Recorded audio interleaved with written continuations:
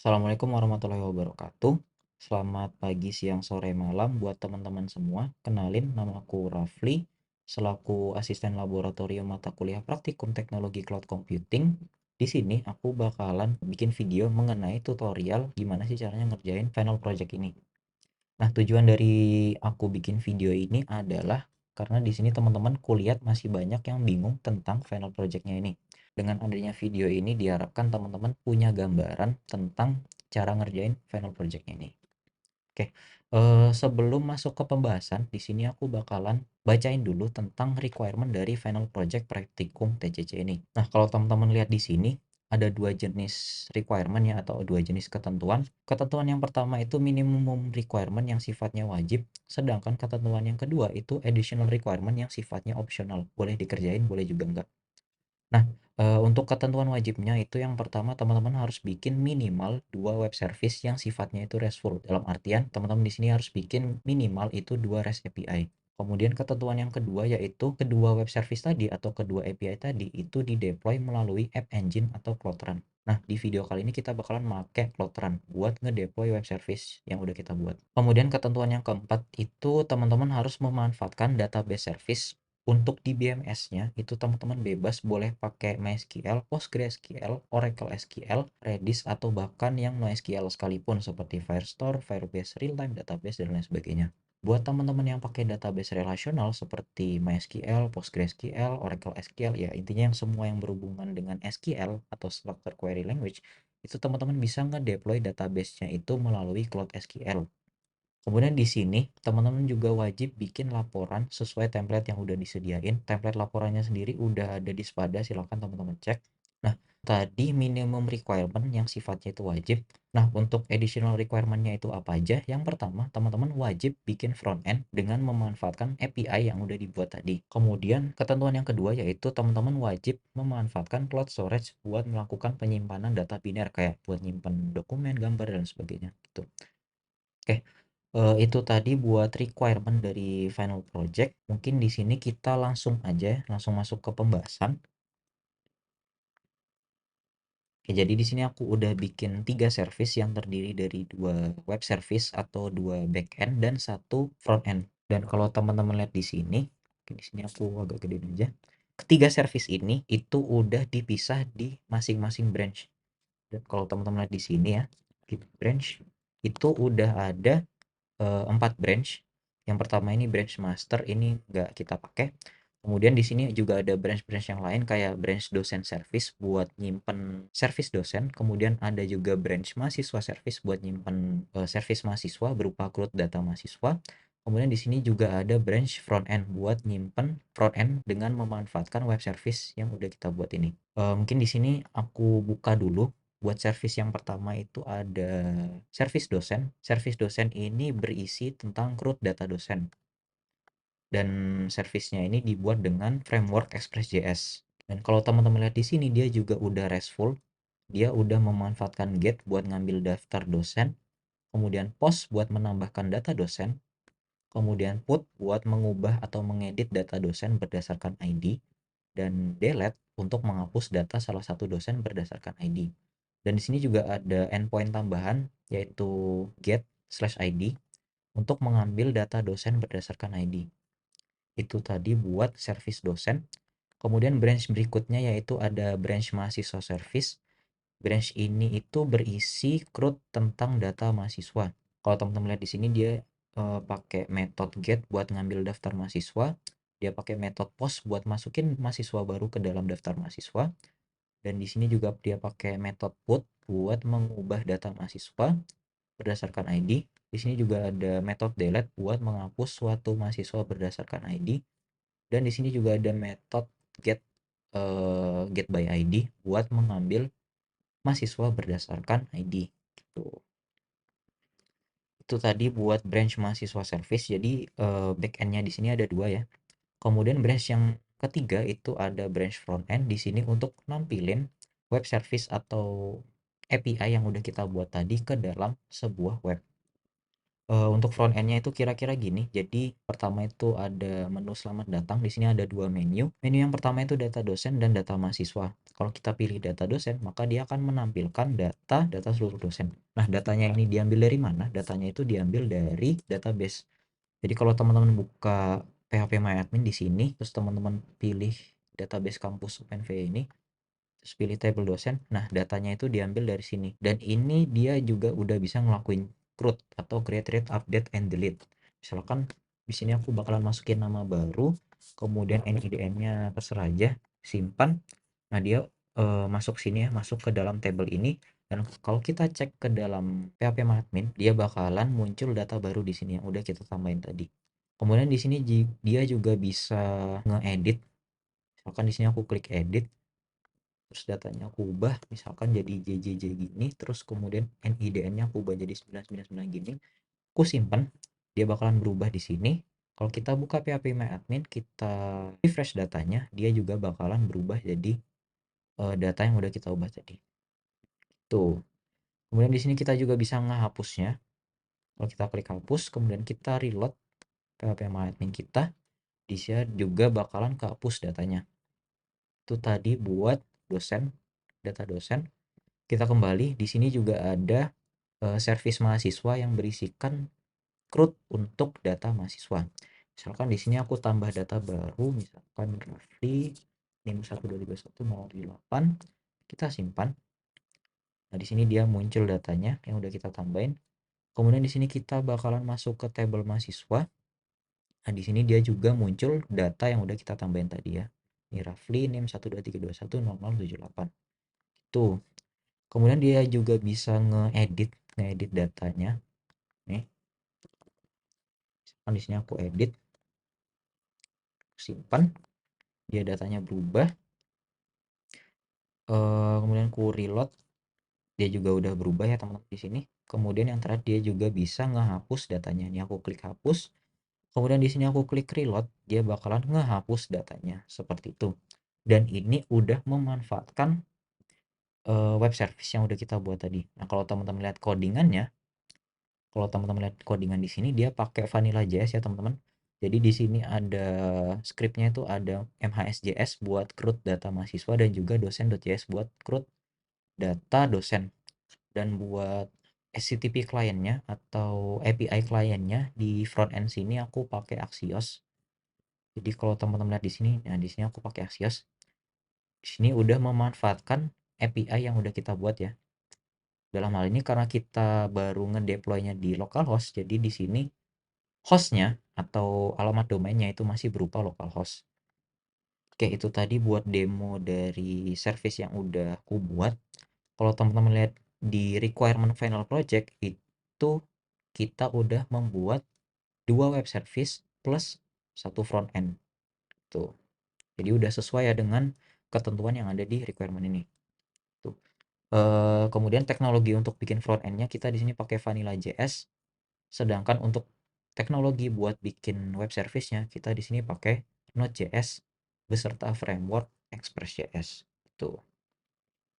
Nah, tadi kita udah berhasil ngedemoin service-service yang udah kita buat. Ada dosen service, mahasiswa service, kemudian juga ada front end service untuk nampilin web service yang udah kita buat. Berikutnya di sini aku bakalan ngedeploy database yang udah kita buat. Nah, kalau teman-teman lihat di sini ya, database-nya ini kan dia masih di deploy di localhost ya, atau dia masih di deploy di lokal ya. Nah, langkah berikutnya adalah kita perlu ngedeploy ini ke dalam cloud. Nah, dalam hal ini karena kita menggunakan MySQL, di sini kita bisa memanfaatkan layanan Cloud SQL.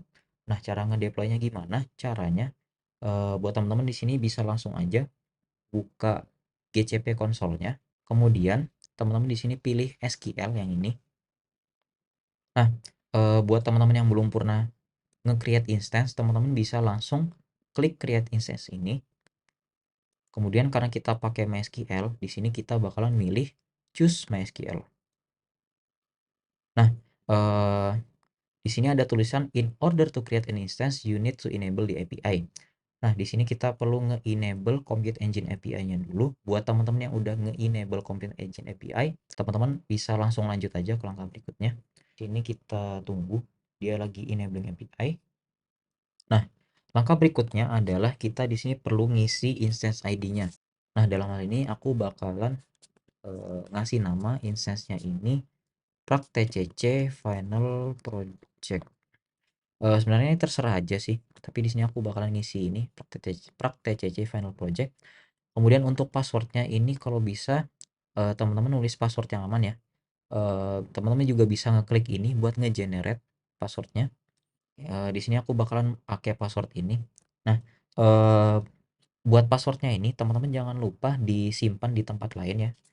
Nah, di sini aku bakalan nyimpan passwordnya di Note app aja deh. Di copy, di paste di sini. Nah, jadi jangan sampai hilang ya buat password ini. Kemudian di sini kita pakai MySQL versi 8. Kemudian untuk Cloud SQL Edition-nya kita pilih Enterprise saja karena di sini kita cuman ngupload atau ngedeploy database yang sederhana. Kalau pakai ini, kalau teman-teman lihat di sini dia biayanya cukup mahal ya. Nah, untuk menekan biaya teman-teman bisa pilih yang ini Enterprise. Dia jadi biayanya lebih rendah ya teman-teman. Kemudian untuk presetnya teman-teman bisa pakai sandbox aja sini untuk menekan biaya juga. Kemudian untuk regionnya di sini kita pakai US Central 1. Ini terserah teman-teman mau di mana. Tapi kalau aku pakai US Central 1, kemudian di sini teman-teman juga bisa pilih customize your instance buat mengkustomisasi machine atau instance yang kita buat tadi. Mungkin di sini aku pakai satu virtual CPU aja buat menekan biaya. Ya, sekali lagi buat menekan biaya. Nah, kalau udah aman teman-teman bisa langsung klik create instance ini. Nah, ini teman-teman silahkan tunggu. Nah, setelah berhasil membuat instance di sini kita perlu membuat database-nya terlebih dahulu. Nah, cara bikin database-nya gimana? Teman-teman bisa klik database ini, kemudian teman-teman klik create database. Nah, nama database-nya ini teman-teman tinggal sesuaiin sama database yang tadi. Dalam hal ini kita nama database-nya yaitu kampus_openvy, kemudian create. Setelah itu kita perlu mengimport tabel yang udah kita buat tadi. Dalam hal ini kita perlu mengimport ini. Berarti di sini aku ekspor dulu SQL-nya atau database-nya. Kemudian aku simpan di lokal. Nah, setelah itu kita perlu mengimpornya. Nah, cara ngimpornya gimana? Caranya teman-teman bisa buka cloud storage. Jadi kita bakalan ngimpor MySQL kita atau database kita itu lewat cloud storage. Nah, setelah dibuka cloud storage-nya teman-teman bisa klik create bucket. Kemudian di sini teman-teman kasih nama bucketnya apa terserah. Di sini aku bakalan ngasih nama bucketnya itu project ID karena nama bucket ini dia harus sifatnya unik. Maka dari itu di sini aku bakalan ngasih nama bucketnya itu project ID dari projectku ini. Dalam hal ini nama project ID-nya yaitu prac strip tcc strip openvy. Kemudian continue di sini location-nya itu aku pilih yang US Central One. Kemudian kita create. Kita confirm. Nah, di sini udah ke create ya bucketnya. Kemudian di sini kita bakalan nge-upload database yang udah kita download tadi. Nah, caranya teman-teman bisa langsung drag and drop aja di sini. Nah, di sini dia udah berhasil nge-upload MySQL kita ya. Nah, berikutnya di sini kita bakalan nge-import database yang udah kita upload di cloud storage tadi. Nah, caranya teman-teman klik import ini, terus di bagian sini teman-teman klik browse, terus teman-teman pilih file yang udah kita upload tadi. Kemudian di bagian sini, di bagian database ini teman-teman tentuin database yang mau diimport ini. Jadi hasil importannya ini mau ditaruh di database mana sih? Teman-teman pilih yang kampus_openvy karena kita tadi bikin database namanya kampus_openvy gitu. Kalau udah, teman-teman klik import buat mengimport database-nya. Nah, ini teman-teman tunggu aja. Nah, kalau udah, berarti di sini database-nya itu udah berhasil kita import. Nah, kemudian di sini kita bakalan nyambungin antara database service yang ada di Cloud SQL ini ke dalam backend kita. Nah, tapi sebelum itu di sini kita perlu nge-allow atau membolehkan database kita ini diakses oleh semua orang. Nah, caranya gimana? Caranya teman-teman bisa buka di connection ini, kemudian teman-teman pilih networking, kemudian teman-teman pilih di authorize network ini, teman-teman klik add a network, kemudian di bagian network ini teman-teman ketik 0.0.0.0/0. Nah, ini maksudnya apa? Maksudnya supaya database kita itu bisa diakses oleh semua orang. Kalau udah teman-teman klik done, terus teman-teman klik save. Nah, kalau udah berhasil di-save, di sini kita bakalan nyambungin antara Cloud SQL kita ke dalam service kita.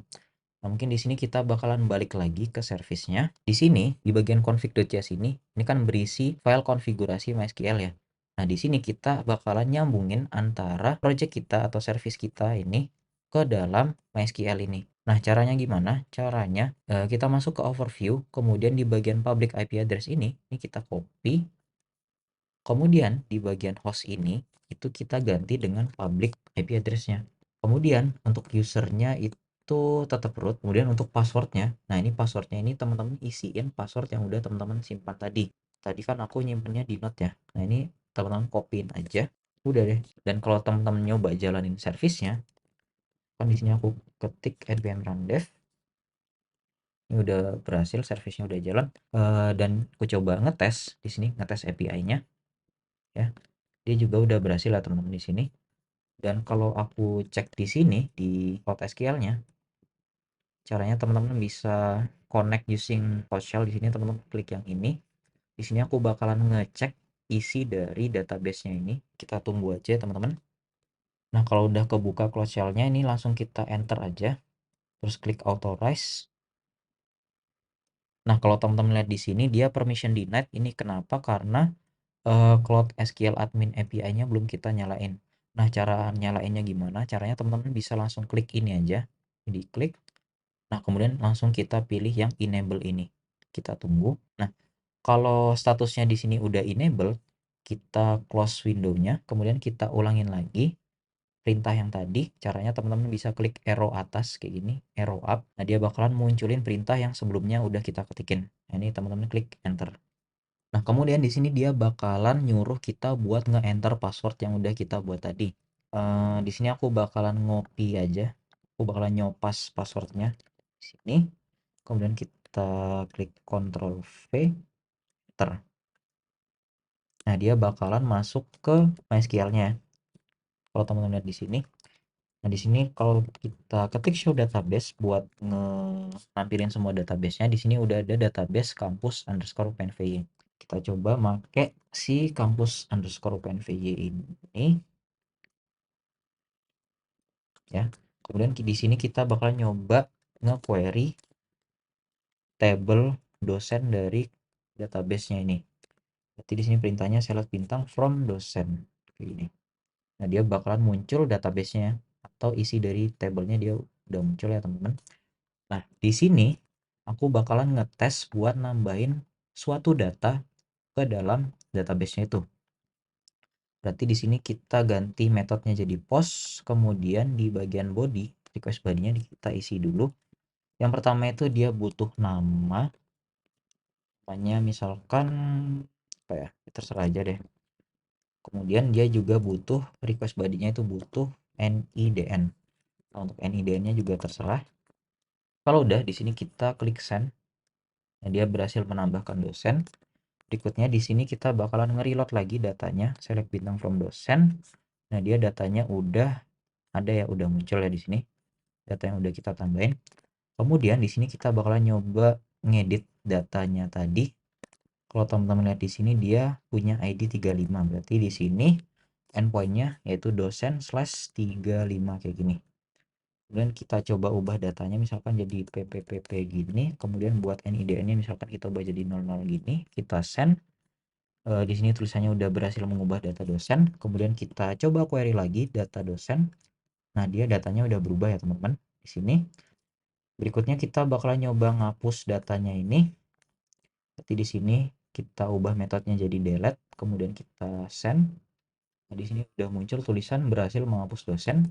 Di sini kita coba query lagi, dia udah hilang ya datanya. Data si ID 35 PPP00 tadi udah hilang ya. Berarti di sini mengindikasikan bahwa service kita atau project kita yang ini itu sudah berhasil terhubung ke Cloud SQL. Berarti di sini kita udah berhasil nge-deploy database kita. Berikutnya di sini aku bakalan nge-deploy service-nya ini, ketiga service-nya ini, ada dosen service, mahasiswa service, dan front end service ke dalam Cloud Run. Ya karena seperti yang udah dibilang tadi, di sini aku bakalan pakai Cloud Run. Nah, untuk ngedeploy Cloud Run, yang pertama pasti kita butuh Docker file-nya ya. Berarti di sini kita langsung aja bikin file bernama Docker file kayak gini. Nah, isi dari Docker file-nya itu apa aja? Yang pertama kita perlu nentuin dulu runtime yang mau dipakai.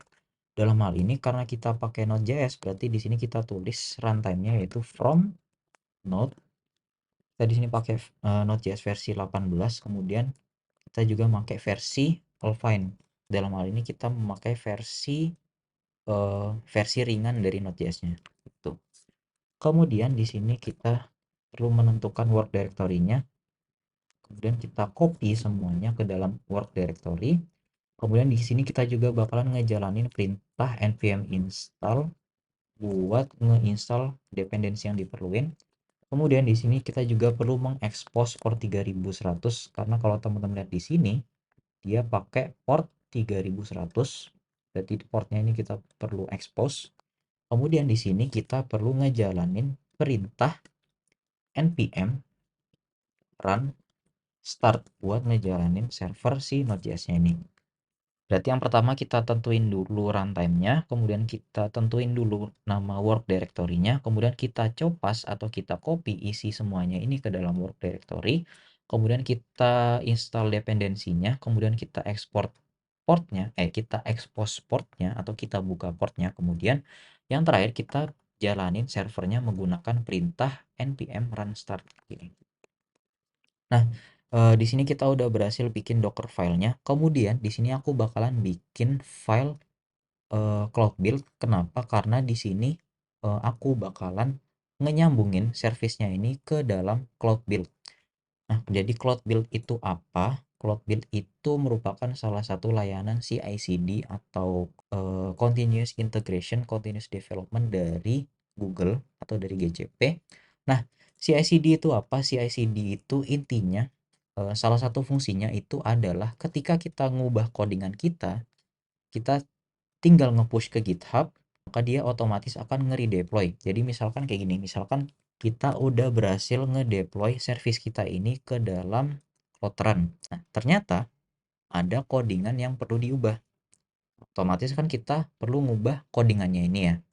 Nah, kalau kita nggak pakai Cloud Build atau kalau kita nggak pakai CI/CD, kita ubah codingannya, kita push ke GitHub, setelah itu kita nge-deploy ulang secara manual. Itu kalau kita nggak pakai CI/CD. Nah, kalau kita pakai CI/CD, kita ubah codingannya. Misalkan kita di sini mau ngubah codingan yang error, kita ubah codingannya, kemudian kita push ke GitHub, maka dia akan secara otomatis ter-redeploy.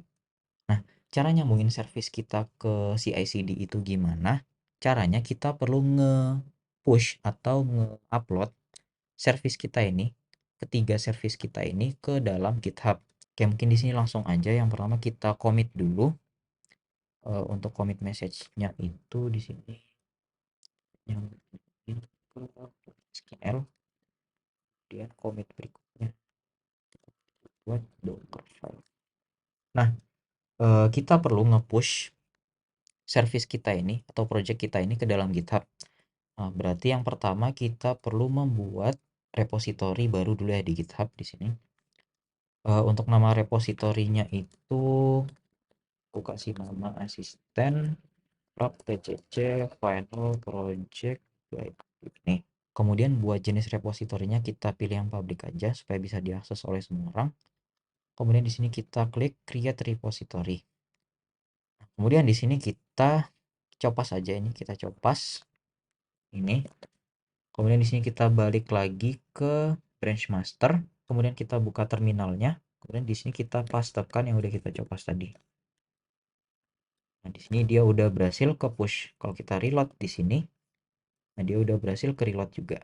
Nah, tapi kita baru nge-push satu branch. Kita mau nge-push branch yang lainnya juga. Berarti di sini kita pindah branch dulu ke dosen service. Kemudian di sini kita push juga di sini. Kita ketik git push min u origin dosen service kayak gini. Enter. Nah, kalau kita reload di sini udah ada branch baru. Isinya branch dosen service. Nah, kita bakalan ngelakuin hal yang sama buat branch-branch lainnya. Di sini kita pindah branch lagi. ke branch mahasiswa service. Di sini kita juga ngetik git push min u origin mahasiswa slash strip service kayak gini. Enter. Kita balik lagi ke GitHub. Di sini dia juga udah berhasil nge-push branch mahasiswa service. Kemudian kita pindah ke branch yang terakhir yaitu branch front end. Di sini kita ketik git push min u origin front end kayak gini, enter. Kalau udah kita coba reload lagi, kita buka branchnya. Nah, di sini dia juga udah berhasil ke push ya untuk branch front end. Tuh. Nah, kita balik lagi ke branch dosen.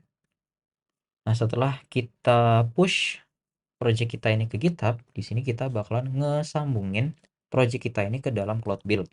Nah, buat ngesambungin project kita ke dalam Cloud Build, kita perlu bikin sebuah file baru bernama Cloud Build kayak gini .yaml kayak gini.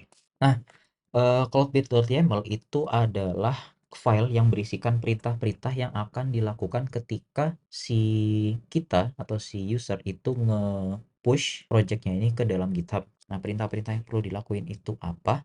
Karena kita mau nge-deploy project kita ini ke dalam Cloudrun, dan sebagaimana yang kita tahu Cloudrun itu berbasis kontainer, berarti perintah-perintah yang perlu kita tulis itu adalah yang pertama kita perlu bikin image-nya dulu atau nge-build image-nya dulu. Kemudian perintah yang kedua itu kita perlu nge-push image-nya ke dalam GCR atau Google Container Registry. Kemudian perintah ketiga kita perlu nge-deploy image yang udah kita push tadi ke dalam Cloudrun. Nah, mungkin di sini langsung aja cara nulis perintahnya. Di sini kita tulis steps kayak gini, steps. Jadi langkah-langkah yang perlu dilakuin itu apa aja sih? Nah, langkah pertama di sini kita tulis strip name, terus di sini kita tulis gcr.io slash cloud strip builders slash docker kayak gini. Kemudian di sini kita juga perlu nulis argumennya.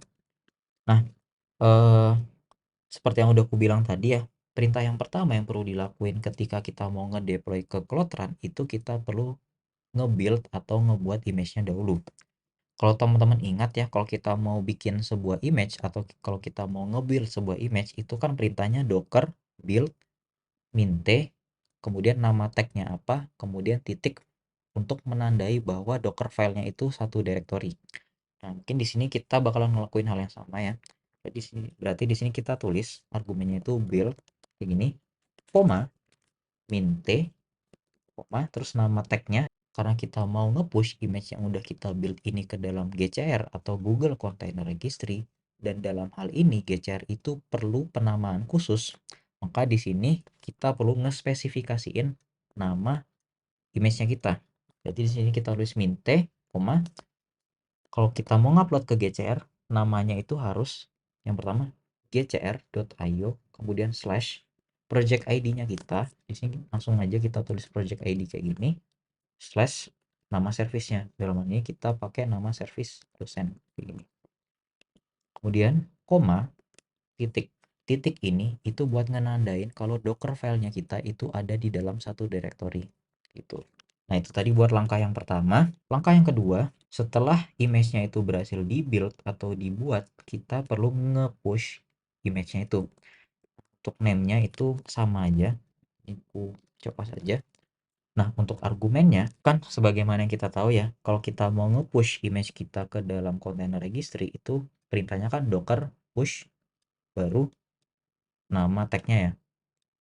Berarti di sini juga sama, push, kita tutup dulu pakai kurung siku, push, koma, nah nama image-nya kita tadi kan ini ya, gcr.io project ID. Ini kita kopas aja, kita masukin sini. Nah, ini perintah buat nge-push ke dalam container registry. Kemudian perintah yang kedua, kita perlu ngedeploy image yang udah kita push tadi ke Cloudrun. Jadi di sini buat name-nya yaitu gcr.io slash cloud strip builders slash gcloud ini. Kemudian buat argumennya, nah kalau teman-teman ingat ya, kalau kita mau ngedeploy ke Cloudrun itu kan teman-teman nulis perintah gcloud run deploy terus nama servisnya terus strip image, nama image-nya apa, strip region, nama region-nya apa, kemudian strip platform manage, kemudian strip allow unauthenticate buat supaya si cloud-nya ini dapat diakses di mana saja.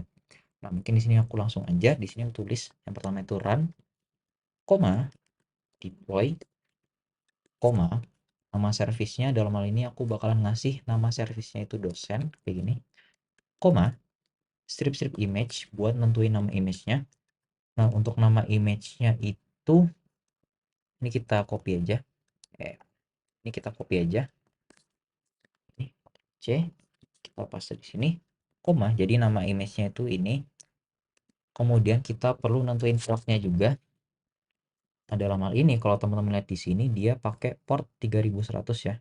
Berarti di sini kita tulis 3100, koma, terus region-nya. Di sini kita juga perlu nentuin region-nya. Dalam hal ini aku bakalan pakai region Asia Southeast 2. Ini koma. Di sini kita tulis platform, manage, strip allow unauthenticated supaya si instance cloud-nya ini dapat diakses di mana saja. Itu udah deh jadi langkah yang pertama itu kita bikin image-nya dulu, kemudian langkah kedua kita push image yang udah kita bikin tadi, kemudian langkah yang ketiga kita deploy berdasarkan image yang udah kita push tadi gitu. Jadi isi cloud build-nya cuman 3 langkah ini doang. Nah, kalau udah di sini kita bakalan nge-push cloud build-nya ini ke GitHub. Kita commit dulu. Kita tulis nambahin cloud build. Kita push ke GitHub. Kemudian di sini kita reload. Nah, di sini dia udah ada cloud build.yml ya, teman-teman. Nah, sekarang kita bakalan nyambungin project kita ini ke cloud build-nya. Nah, caranya teman-teman balik lagi ke GCP-nya. Terus di sini teman-teman ketikin cloud build. Ini. Nah, ini teman-teman klik yang ini, cloud build. Nah, di sini teman-teman klik enable aja buat nge-enable cloud build API-nya. Nah, kalau udah di sini teman-teman klik yang repositories ini. Nah, kemudian kita klik yang create host connection ini. Untuk region-nya di sini aku pilih US Central One aja. Kemudian untuk name-nya di sini teman-teman isi terserah aja. Di sini aku bakalan ngisi GitHub. Jadi di sini kita bakalan ngenyambungin repository kita ini ke dalam cloud build. Nah, kalau udah kita klik connect. Nah, kalau teman-teman lihat di sini dia muncul tulisan Secret Manager API is not enabled. Di sini kita langsung klik yang ini aja, View Secret Manager API buat nge-enable-nya. Di sini kita langsung klik enable. Nah, kalau udah, ini kita tutup aja tabnya. Kita balik lagi ke sini, kita coba klik connect lagi. Nah, ini kita klik continue aja. Kemudian di sini kita pilih yang ini. Karena di sini aku udah pernah nyambungin akun GitHubku ke sini. Jadi di sini udah muncul tulisan ini. Buat teman-teman yang belum nyambungin akun GitHub-nya, teman-teman bisa langsung klik ini aja, install in a new account ini. Nanti dia bakalan otomatis muncul pilihan akun GitHub-nya teman-teman. Nah, teman-teman bisa langsung klik akun GitHub-nya aja, terus teman-teman ikutin langkah-langkahnya, otomatis dia bakalan kesambung. Tapi karena aku udah pernah ngesambungin atau ngenyambungin akun GitHub-ku ke sini, nanti dia bakalan muncul nama akun GitHub-ku. Ini aku langsung klik aja, kemudian klik confirm. Nah, di sini akun GitHub kita udah berhasil terhubung ke cloud build. Setelah itu kita bakalan ngesambungin repository kita ini ke dalam cloud build. Caranya teman-teman klik yang link repository ini. Terus buat connection-nya itu teman-teman klik yang ini. Terus buat repositorinya itu teman-teman pilih atau teman-teman sesuaikan dengan nama repository yang udah teman-teman buat tadi. Dalam hal ini kan nama repositorinya itu asisten strip prac strip tcc strip final strip project strip guide. Berarti di sini aku cari asisten prac tcc final project guide. Yang ini dicentang, kemudian klik OK. Kemudian di sini klik link buat nyambungin antara repository kita ke cloud build. Nah, setelah itu teman-teman buka setting, terus di bagian sini karena kita mau ngesambungin cloud build kita ke cloud run, di sini di bagian cloud run admin ini kita ubah statusnya jadi enable ya. Terus di sini kita grant access saja. Kemudian di sini kita perlu nge-enable API-nya juga. Nah, ini kita enable cloud run admin API-nya. Kalau udah ke enable nih, statusnya udah enable, kita tutup aja tabnya. Dia udah ke enable. Kemudian di sini kita juga perlu nge-enable si cloud build-nya ini. Dia juga udah berhasil nge-enable. Nah, berikutnya di sini kita perlu nge-configure atau ngekonfigurasi trigger buat ngesambungin antara project kita dengan cloud build-nya kita. Nah, caranya gimana? Caranya teman-teman tinggal langsung klik yang create trigger ini. Kemudian di sini kita kasih nama triggernya, misalkan cloud build dosen, strip dosen kayak gini. Kemudian buat regionnya aku pilih region US Central One. Kemudian buat eventnya ini kita mau kalau kita setiap kita nge-push dia bakalan nge-redeploy. Berarti di sini kita pilih yang push to a branch. Jadi setiap kita nge-push ke suatu branch dia bakalan ngejalanin atau nge-trigger ini gitu. Maksudnya itu. Kemudian untuk source-nya itu kita pilih yang second gen karena kita tadi bikin yang second gen. Kemudian repositorinya kita pilih repositori yang udah kita sambungin. Kemudian buat branch-nya itu kita pilih dosen service. Nah, ini maksudnya apa? Maksudnya tiap kali kita nge-push ke branch dosen service, dia bakalan ngejalanin trigger ini. Dia bakalan nge-trigger ini. Gitu. Kemudian untuk configuration-nya kita pilih yang ini, Cloud Build YAML. Kemudian untuk service account-nya kita pilih yang non aja. Kalau kita pilih yang non, dia bakalan pakai service account yang default gitu. Kalau udah kita klik yang create ini. Kalau udah di sini kita klik run buat ngecoba cloud build kita. Kalau udah kita klik yang show ini buat ngelihat progress cloud build-nya. Nah, kalau teman-teman lihat di sini dia ada 3 step ya. Yang pertama itu nge-build image-nya, kemudian nge-push image-nya ke GCR, kemudian yang terakhir nge-deploy image yang udah kita push tadi ke Cloud Run. Nah, di sini ada 3 step ya, step 0, step 1, step 2. Tuh. Nah, kalau teman-teman lihat di sini dia udah berhasil nge-build. Dan kalau kita buka Cloud Run, ya dia udah berhasil ke deploy juga. Dan kalau kita buka service-nya, kita buka di sini, nah dia bakalan muncul tulisan welcome to dosen service. Kalau kita buka endpoint dosen, nah dia bakalan muncul daftar dosen berdasarkan data yang ada di dalam database. Berarti kita sudah berhasil ngenyambungin antara Cloud Run dan juga Cloud Build. Nah, jadi kalau misalkan ya, misalkan kita ngubah codingan kita, misalkan ini kan dia root endpoint-nya welcome to dosen service ya. Kalau teman-teman buka di sini, klik yang ini. Nah, dia bakalan muncul tulisan welcome to dosen service ya ini. Nah, di sini kita bakalan ngubah codingan kita, misalkan kita ubah codingannya jadi hello from dosen service kayak gini. Kita ubah codingannya, kemudian kita save, kemudian kita commit, misalkan ubah response untuk commit message-nya kita tulis ubah response root endpoint kayak gini. Kita commit, kemudian kita push, kita balik lagi ke GCP, kemudian kita cari cloud build. Nah, dia bakalan secara otomatis akan membuat build baru. Jadi tiap kali kita ngubah codingan, terus kita commit, terus kita push ke branch dosen service, maka dia secara otomatis akan menjalankan perintah-perintah yang ada di dalam file cloudbuild.yaml ini. Jadi tiap kita ngubah codingan, kita push ke GitHub, dia bakalan auto redeploy ke Cloud Run. Kalau kita buka Cloud Run lagi, kita klik layanannya, kita klik linknya, nah dia bakalan berubah ya. Tadi kan ini ya, welcome to dosen service. Nah, dia berubah jadi hello from dosen service. Nah, ini tadi baru satu service ya, atau baru service dosen doang.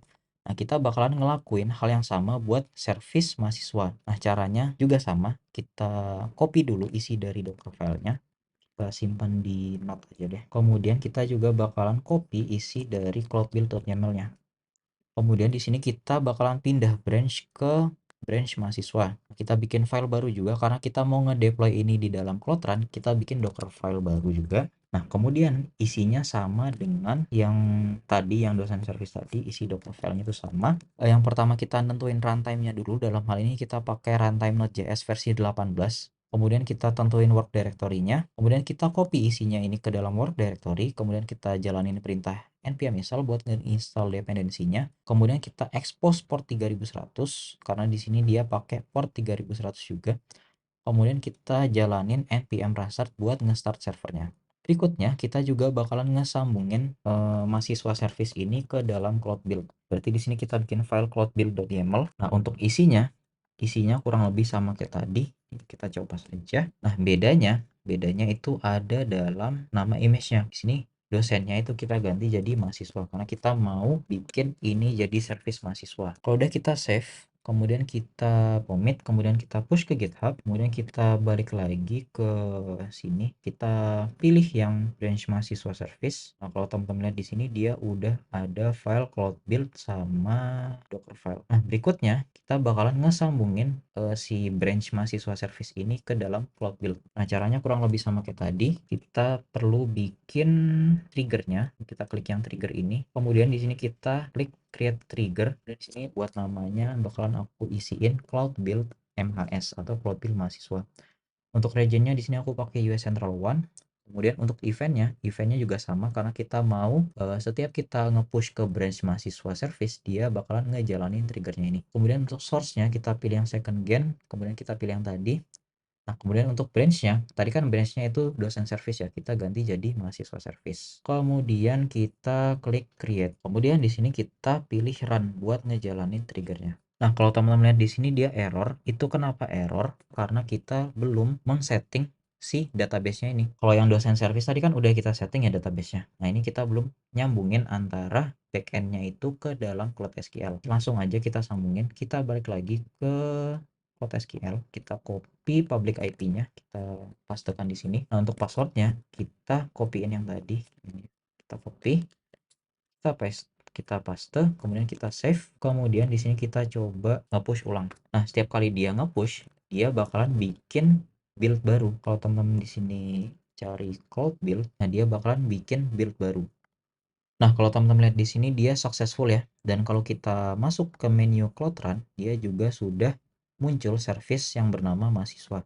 Dan kalau kita klik di sini, nah dia bakalan muncul tulisan welcome to mahasiswa service. Nah, yang terakhir kita bakalan nyambungin project branch terakhir kita yaitu branch front end ke Cloud Build. Nah, tapi sebelum kita sambungin di sini kita perlu mengubah hostnya ini atau nama domainnya ini, kita perlu menyesuaikan dengan nama host yang udah di deploy. Dalam hal ini kalau service dosen ya berarti nama hostnya atau nama URL-nya ya ini. Ini kita copy aja. Kemudian di bagian sini kita ubah jadi nama host yang udah kita copyin tadi. Kita ubah lagi di sini.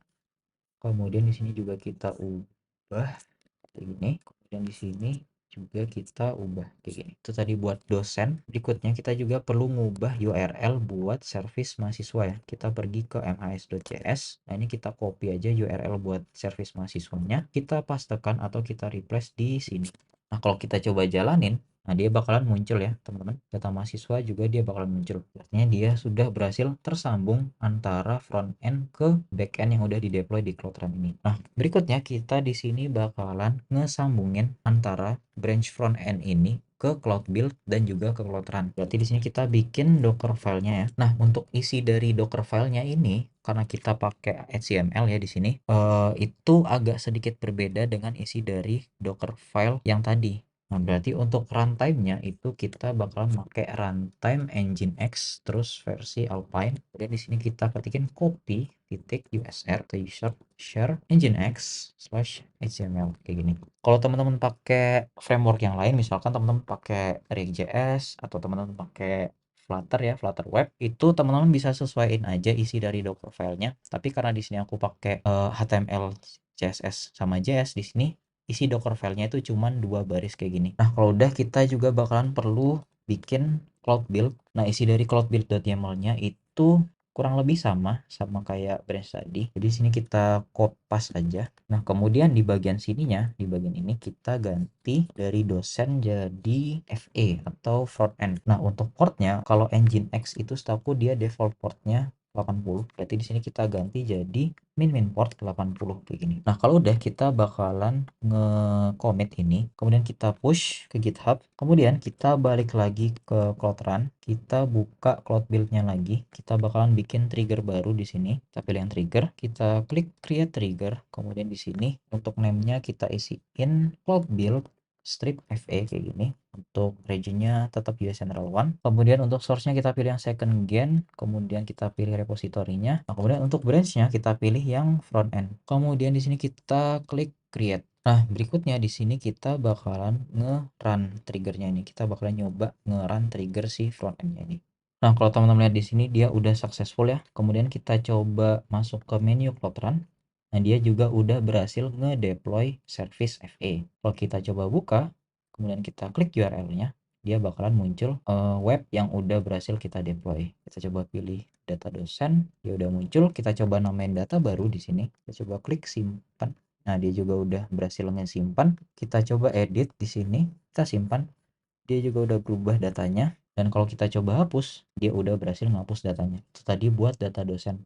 Kita coba buat data mahasiswa, kita coba tambahin data, misalkan AA gini, terus name-nya satu. Nah, dia udah berhasil nambahin data. Kita klik edit, kita ubah datanya, kita simpan. Dia juga udah berhasil berubah datanya. Dan yang terakhir kita coba hapus, dia udah berhasil ngehapus datanya. Berarti kita udah berhasil ngedeploy 3 service ya, dan itu sudah terhubung ke CI/CD. Dan kalau kita lihat ketentuan project akhirnya, kita udah berhasil. Yang pertama itu bikin 2 web service udah, kemudian servicenya di deploy di Cloud Run udah, database di deploy di Cloud SQL udah. Untuk additional requirement-nya kita juga udah berhasil bikin front end. Nah, mungkin di sini ada satu yang belum ya, yaitu memanfaatkan cloud storage untuk melakukan penyimpanan data. Nah, untuk cloud storage-nya ini kita bisa manfaatin buat nyimpen gambar. Misalkan di bagian selamat datang ini kita mau nambahin logo PN. Berarti di sini kita bisa memanfaatkan cloud storage. Mungkin langsung aja di sini kita buka GCP-nya, kemudian kita pilih cloud storage di sini.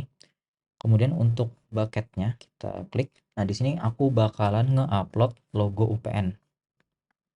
Nah, di sini dia berhasil nge-upload logo UPN-VY. Nah, berikutnya kita bakalan ngesambungin antara si logo UPN-nya ini ke dalam web kita. Nah, tapi sebelum itu kita perlu nge-allow supaya si cloud storage kita ini dapat diakses oleh semua orang. Nah, itu caranya gimana? Caranya teman-teman klik yang permission ini, teman-teman klik yang remove public access prevention ini, klik confirm, kemudian di bagian sini, grant access ini teman-teman klik, kemudian di bagian new principles teman-teman klik yang all users. Teman-teman ketikin all users. Ini maksudnya apa? Supaya bucket kita dapat diakses oleh semua orang. Kemudian untuk role-nya itu teman-teman pilih yang storage object viewer ini. Kemudian kita save, kemudian kita klik allow public access. Kemudian kita balik lagi ke bucket kita. Di bagian sini, di bagian logo PNVY ini, klik yang copy URL ini. Kemudian kita balik lagi ke project kita. Di sini kita masuk ke index.html. Di sini kita bakalan nampilin gambar si logo PNV-nya itu. Berarti kan di sini kita ketik img, kemudian untuk source-nya kita pastein di sini. Kemudian di sini kita spesifikasiin tinggi sama lebarnya. Misalkan tingginya 128, kemudian untuk lebarnya itu 128. Kita save, kemudian kita coba tampilin di sini. Nah, dia bakalan muncul ya. Mungkin untuk gambarnya kita taruh di bawahnya selamat datang ya, kayak gini. Dia udah muncul ya gambarnya, teman-teman. Berarti di sini kita udah berhasil memanfaatkan cloud storage untuk menyimpan gambar dan gambarnya itu ditampilin di web front end kita. Nah, berikutnya kita bakalan nge-commit ini. Untuk commit message-nya kita tulis nambahin gambar kayak gini. Kemudian kita push ke GitHub. Kemudian kita coba buka cloud build, maka dia akan secara otomatis membuat build baru. Nah, kalau udah kita balik lagi ke Cloud Run. Di sini kita coba buka web front end kita. Nah, dia udah muncul gambar ya, teman-teman. Berarti di sini kita sudah mencentang semua requirement, baik requirement yang wajib maupun requirement yang optional. Oke, mungkin sekian buat videonya. Kalau ada kurang lebihnya mohon maaf. Assalamualaikum warahmatullahi wabarakatuh.